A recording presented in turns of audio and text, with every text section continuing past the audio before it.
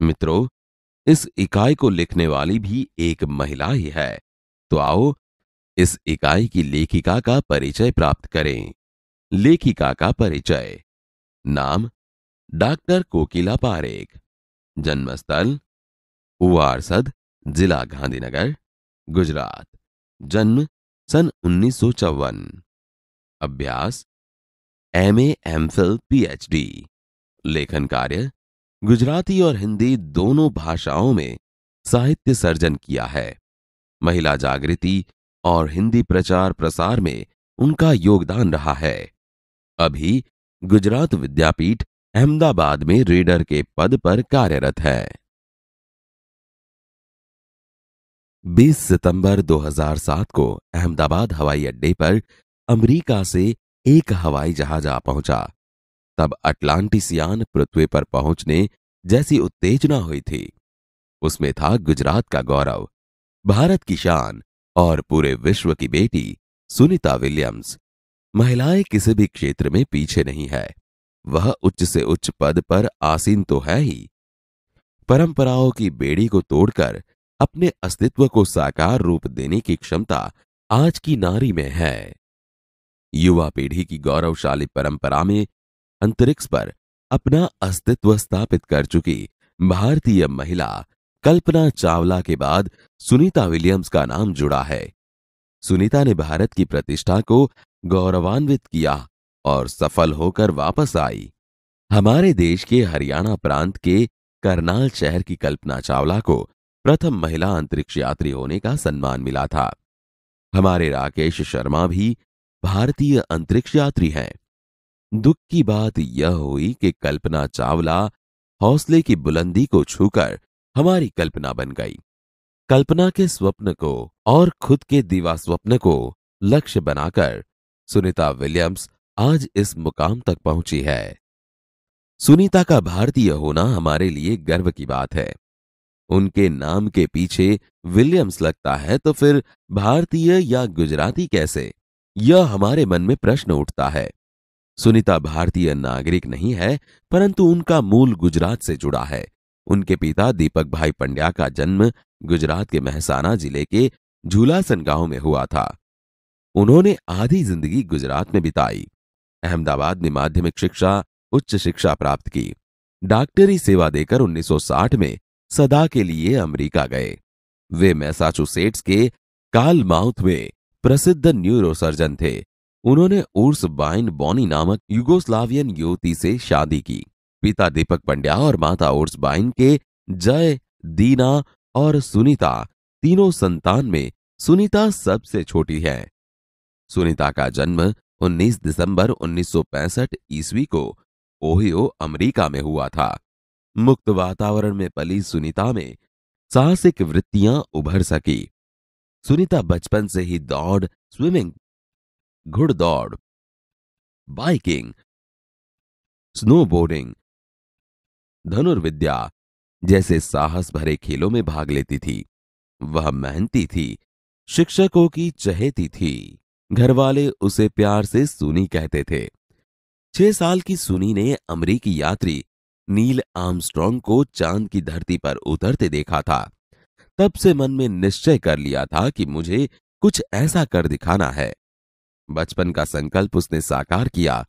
उसकी high school की शिक्षा मैसाचुसेट्स से हुई।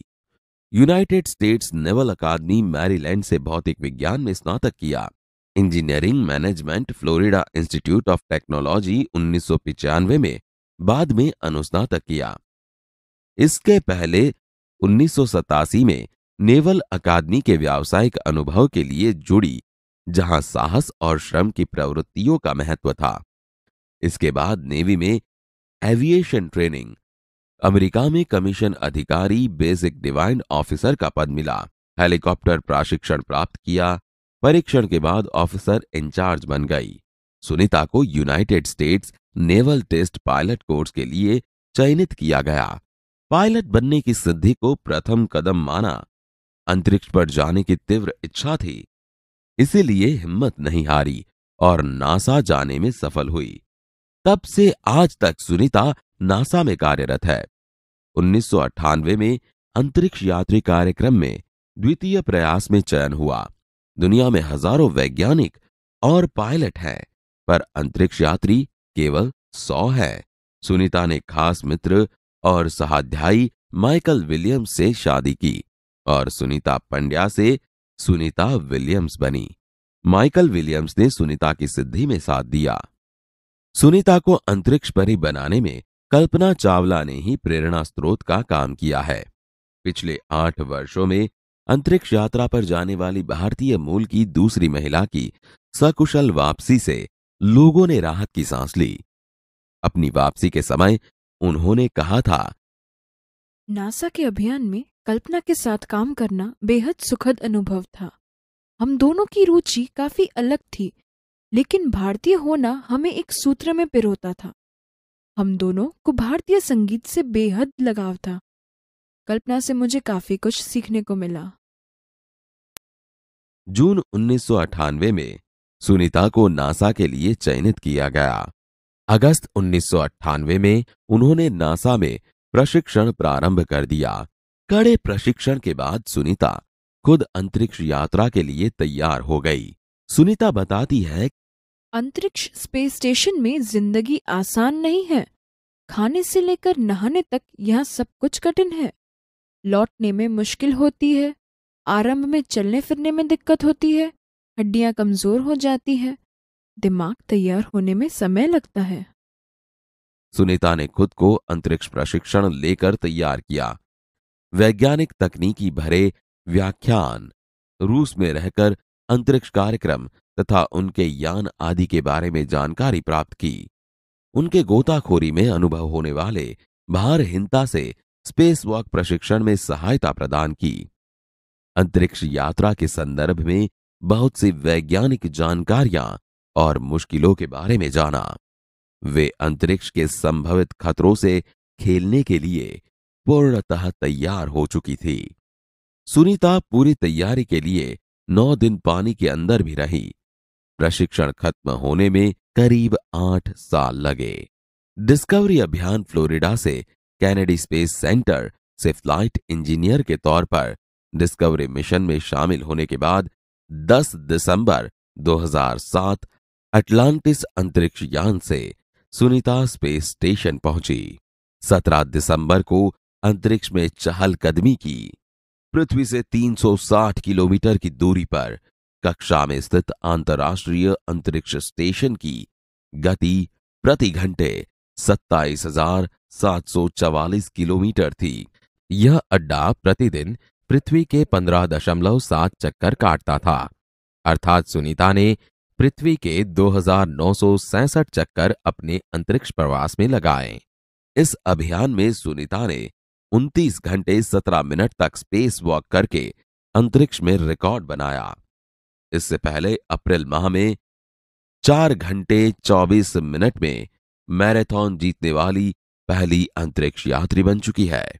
अंतरिक्ष के बोस्टन मैराथन में 4.5 घंटे में 42 किलोमीटर का सफर काटने वाली प्रथम अंतरिक्ष यात्री हुई सुनीता ने अंतरिक्ष में 188 दिन और 4 घंटे के शैनॉन ल्यूसिक का रिकॉर्ड तोड़ा। मेरा 6 महीने तक रहने का अनुभव है कि यहाँ व्यायाम करना बहुत आवश्यक है ताकि मांसपेशियों और हड्डियों की शक्ति बनाए रखी जा सके।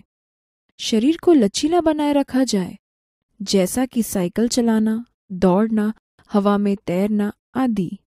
अंतरिक्ष यात्रा में सोना मुश्किल, रोज डिब्बाबंद भोजन, भारहीनता, शरीर के लचीलेपन तीव्र गति से खत्म होना, मांसपेशियों और हड्डियों को तेज क्षति जैसी समस्याएं थी।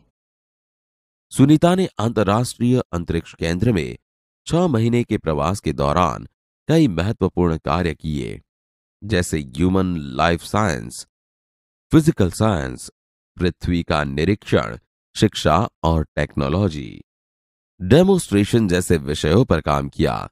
इसके अलावा सुनीता ने इस दौरान जमा किए गए ब्लड सैंपल न्यूट्रिशन से संबंधित अनुसंधान कर रहे वैज्ञानिकों तक पहुंचाए।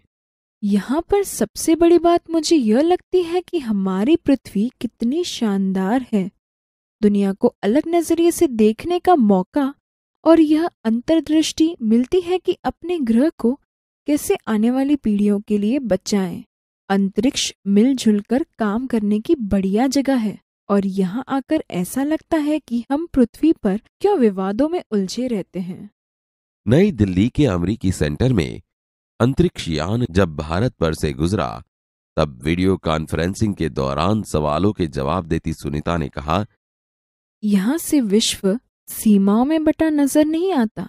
यहाँ से सिर्फ दिखता है हमारा सुंदर ग्रह, सुंदर ग्रामीण इलाके, सुंदर पहाड़ और आसमानी रंग के सुंदर महासागर, हरे मैदान और अनेक रंगों में जमीन दिखाई दे रही थी। यह दृश्य बहुत मनोहर था। 19 जून 2007 को स्पेस शटल अटलांटिस सुनीता समेत 7 अंतरिक्ष यात्रियों को लेकर धरती की ओर रवाना हुआ। पूरा विश्व सुनीता की सकुशल वापसी के लिए प्रार्थना कर रहा था। 194 दिन, 18 घंटे और 58 मिनट अंतरिक्ष में बिताकर रिकॉर्ड बनाकर सुनीता की वापसी 22 जून 2007 को हुई। सुनीता के आश्चर्यजनक कार्य से भारतीयों और गुजरातियों का सर ऊंचा हुआ। हम कह सकते हैं कि यदि नारी को सर्वोच्च स्थान पर बैठाना है तो सुनीता की तरह साहसी और महत्वाकांक्षी बनना होगा।